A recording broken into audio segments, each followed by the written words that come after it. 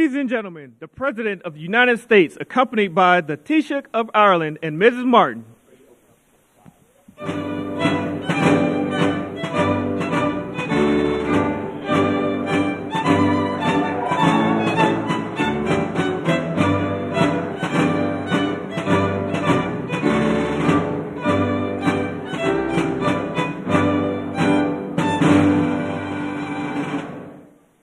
Well, thank you very much. It's a great honor. Great people. A lot of Irish friends right there. A lot of very, very good Irish friends. But thank you all for being here. Even though it's still a few days away, I want to be the first to wish each and every one of you a very happy St. Patrick's Day. It's a big day. And as a lifelong New Yorker, nobody knows the Irish better than me. I know too much about the Irish. So let me begin by saying I really do. I love the Irish. I've had great, great friends over the years, and I love the Irish, special people. And I've been to Ireland many times. I have a lot of property in Ireland, actually, and it does very well, so I like it. If it didn't do well, I wouldn't like it. But I'm always struck by the awesome beauty of the Emerald Isle and the strength and warmth and grit and grace of the Irish people.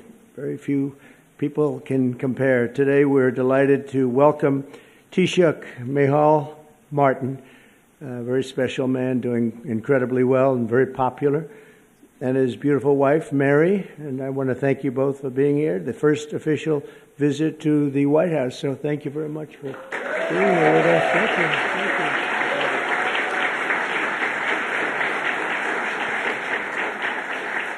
I also want to extend a special welcome to Ireland's ambassador to the United States, Geraldine Boom. And you, where are you, Geraldine? Here you are, Geraldine Byrne Nason. And you're going to be working with this gentleman right here. He's a very great golfer, one of the best golfers that you'll ever see. He'll be playing golf all day long. He'll take clients out to play golf, but he's won many, many club championships. And Ed Walsh, congratulations. Great, great. It's going to be great. We're grateful also to be joined by the members and many members of our cabinet, proud Irish Americans, Sean Duffy and Robert F. Kennedy Jr. Where's Robert F. and Sean? Hi, Bobby. I knew that, let's see, Duffy we knew and Kennedy we knew. Some of you I wasn't sure. Pam Bondi, I don't know. Are you Irish? Are you Irish? With that name, I can't figure that out. She's doing a hell of a job, I'll tell you. That Attorney General Pam Bondi, Secretary of Energy,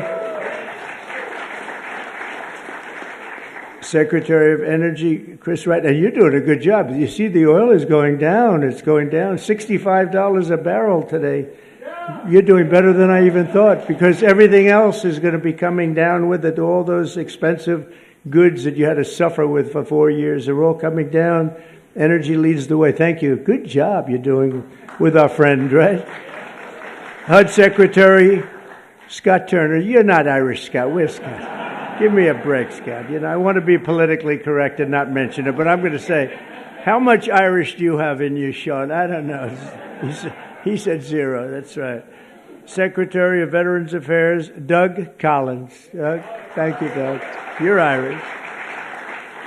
EPA Administrator Lee Zeldin. He's one of the most important guys. He's going to get those approvals. A nuclear power plant will take less than 2 weeks to get approved, right, Lee? They used to take 15 years. We're going to do it in a couple of weeks. U.S. Trade Representatives Jameson Greer. Where are you, Jameson? Jameson Greer. Thank you, Jameson. And I also, there's a very special man here that I've been watching a long time, one of the greatest dancers ever in the world. Michael Flatley is around here someplace. There's nobody like this guy. Great, Michael. I've watched him, Radio City, I've watched you a lot, Michael. His feet, the way they moved. I don't know how the hell you do it. Can you still dance like that, or is Father Time caught up? You know, Father Time has never lost. You know that, right? But you're doing great. You look fantastic. Also with us are Representatives John McGuire. John, hi, John. Good. Bill Heisinger. Bill, thank you. Ronnie Jackson, Doc Ronnie as I call him, even though he's a congressman. Special guy. John Joyce. John. Thank you, John. David Joyce. David. Thank you. And Guy Resenshaw. You know that Resenshaw. That's actually the way you pronounce it, you know. Nobody else gets it right. I got it right, but it's a hell of a name. Despite that, he's very successful at what he does, which is politics. And he's a great guy. Thank you, Guy. We have come together to this beautiful White House this evening for the annual Shamrock Ceremony, a living symbol of the long and unique friendship between Americans and the Irish. And we're always going to have that friendship, just like we have a great friendship. We'll always have that very special friendship. This wonderful tradition dates back to 1952, when the first Irish ambassador to the United States sent President Truman a box of shamrocks as a gesture of goodwill. You hear that, Walsh? The first. You're not the first. I don't know what you are. What number are you? Do you have any idea? It's been a long time, right? Let's see. I could figure it out pretty easily. The bond between our nations is the old America itself, and it is as old as our country. So many Irish volunteers risked their lives in the American Revolution, and George Washington described Ireland as, quote, the friend of my country in my country's most friendless day, meaning Ireland stuck with us when we were not doing so well, when it was looking pretty bad. Irish heritage gave us the boldness of Andrew Jackson. I didn't know Andrew Jackson was Irish. The brilliance of F. Scott Fitzgerald, Henry Ford, and Walt Disney, and the leadership of the late, great President Ronald Reagan.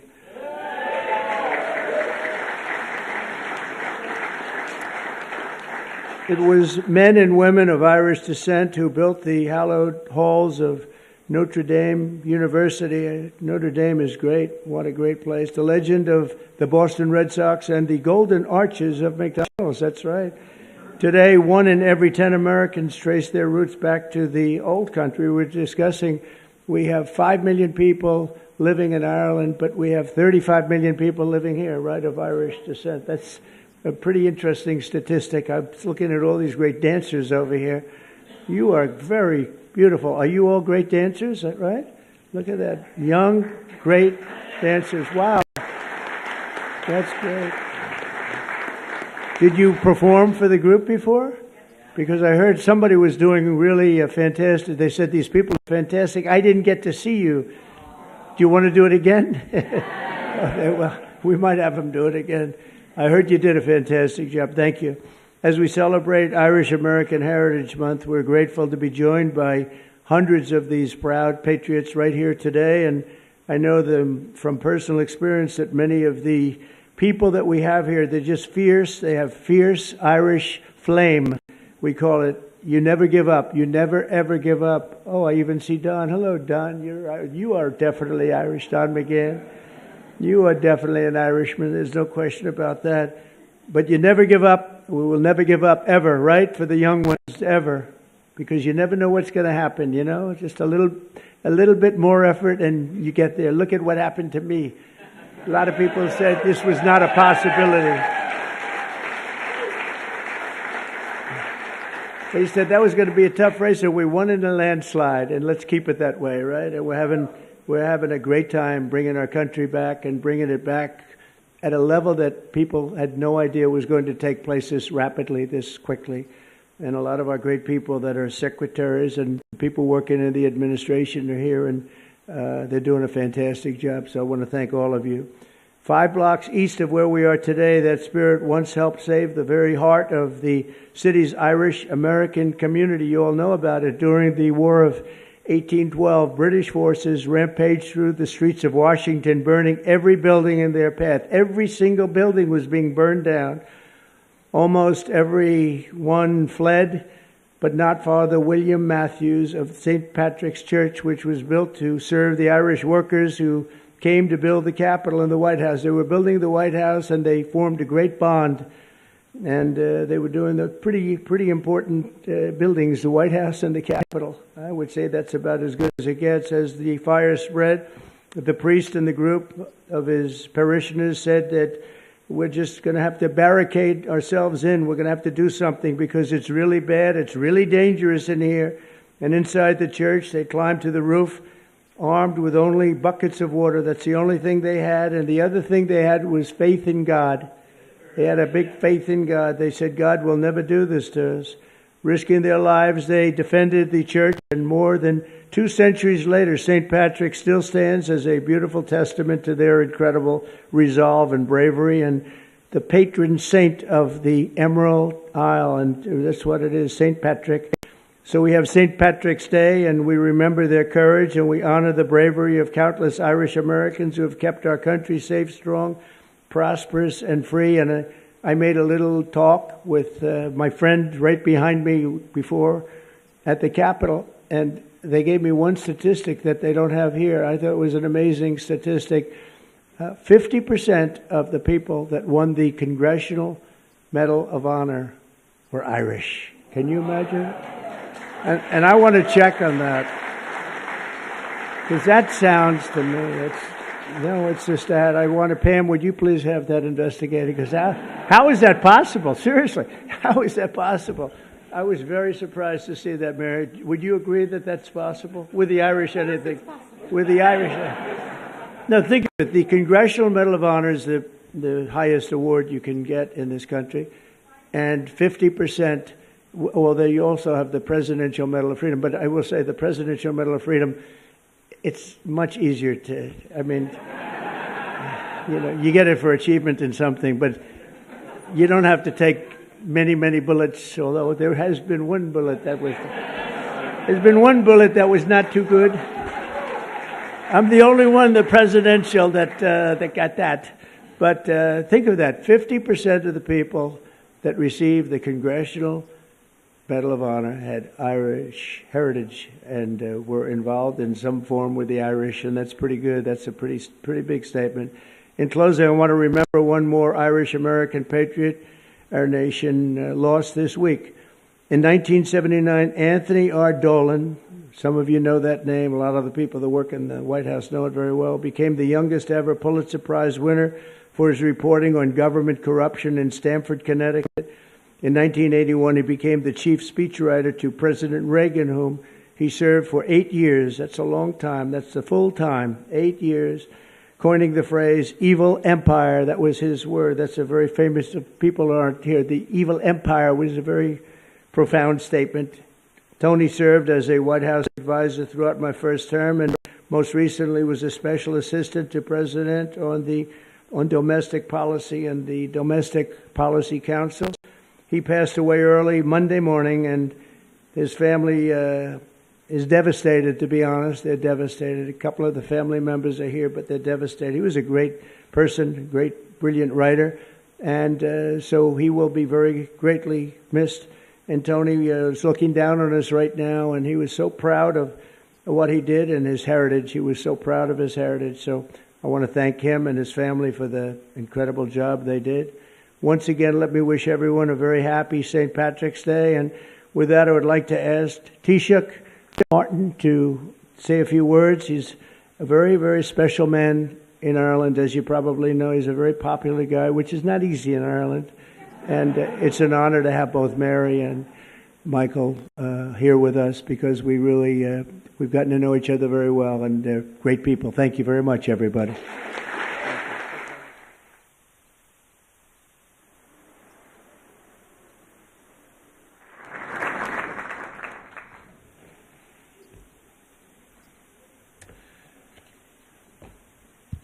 President Trump, distinguished guests, it is a singular honour to represent the people of Ireland as we gather to celebrate St. Patrick's Day.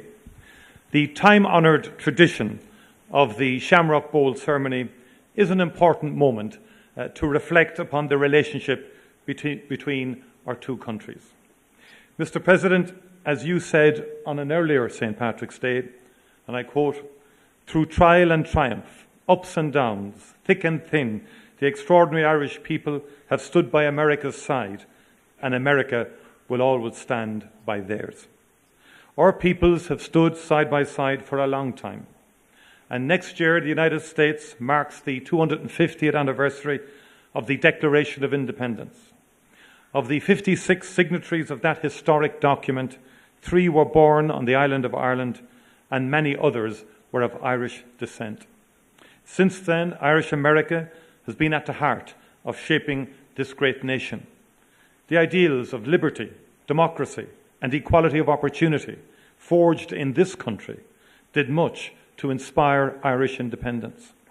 Our histories are interconnected because our people are interconnected.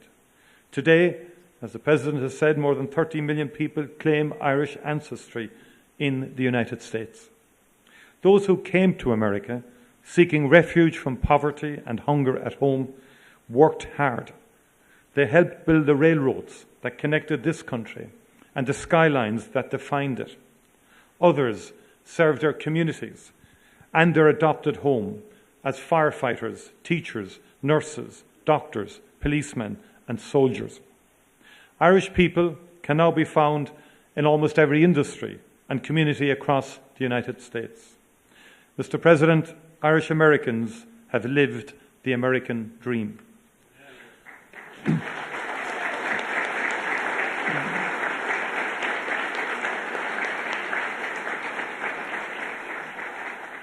I saw that for myself earlier this week in the great state of Texas, where I met Governor Greg Abbott, attended South by Southwest, and learned about exciting economic opportunities that abound in the Lone Star State.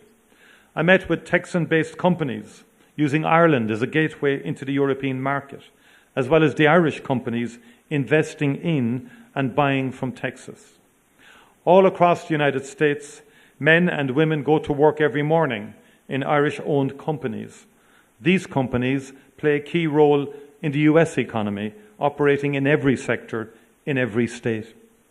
Some of your great American manufacturing companies count Irish buyers as their top client, with order books worth many billions of dollars supporting the jobs of thousands of fantastic American workers.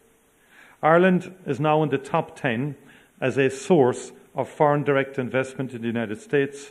Not bad for a small island.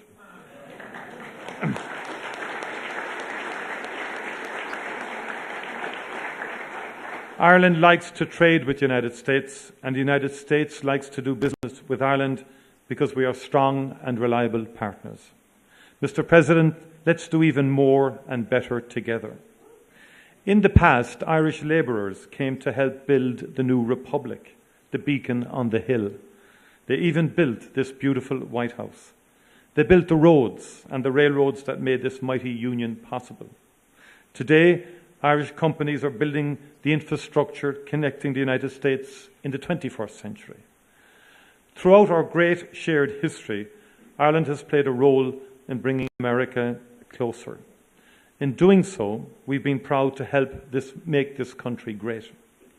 Mr. President, American companies continue to invest in Ireland, where our access to the European market, talented workforce, and consistent and stable business environment makes us one of the best places in the world to do business. And just like our peoples and cultures, our economies are deeply interconnected. Investment in Ireland helps American companies sell their products across the world. Our island is home to a people with an outward perspective, generations of whom have looked to the United States for opportunity and inspiration. We've built prosperity through free and fair trade with partners all over the world, and particularly here in these United States.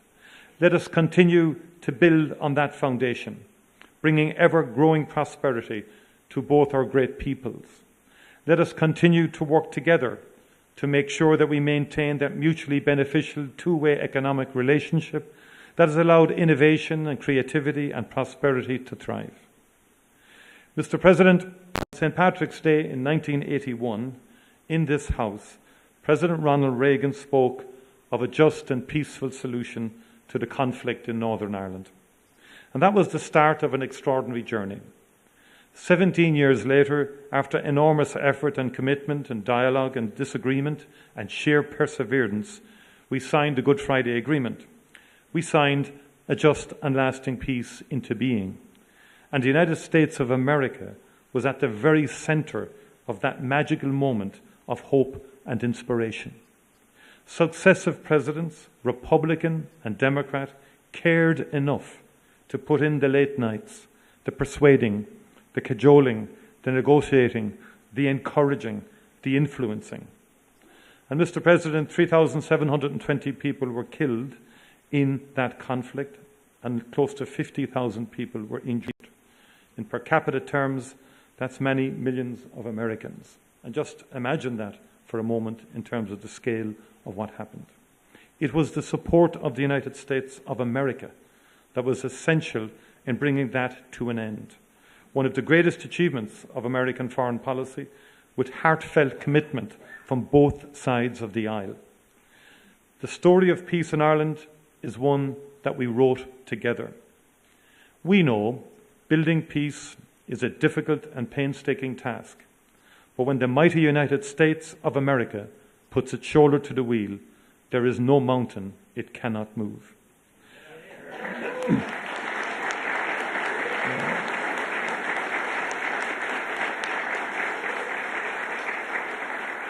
Mr. President, I welcome the unrelenting focus and energy you have brought to the search for peace in Ukraine and in the Middle East since your first days in office.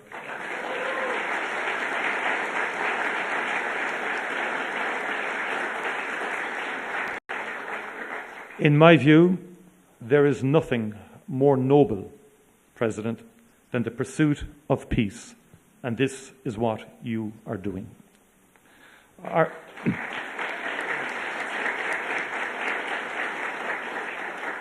Ireland is ready to work with you and our international partners to end conflict and especially to bring just, lasting, sustainable peace to the people of Ukraine and the people of the Middle East.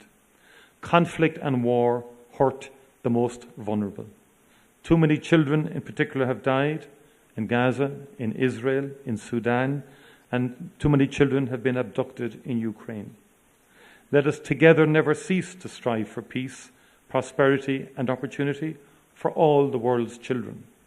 That would be an extraordinary achievement for the transatlantic relationship and an extraordinary legacy for the ages. Mr. President, County Clare is one of the most beautiful places on this earth. And Doonbeg is one of its finest jewels. One of Ireland's finest poets, and we've had a few, as you know, wrote of the beauty of County Clare along the flaggy shore in September or October, when the wind and the light are working off each other. And Heaney wrote of how Ireland can catch the heart off guard and blow it open. I have been to that part of Clare, and I know that that is true. Mr. President, I hope that we can welcome you to Ireland soon to catch your own heart off guard. You know better than anyone the beauty of Doonbeg, a place that would take anyone's breath away. Gorov Mila Amahagut, Banachdi na Fela Podrig Oruv Galer. Thank you very much indeed, and happy St. Patrick's Day to you all. Thank you.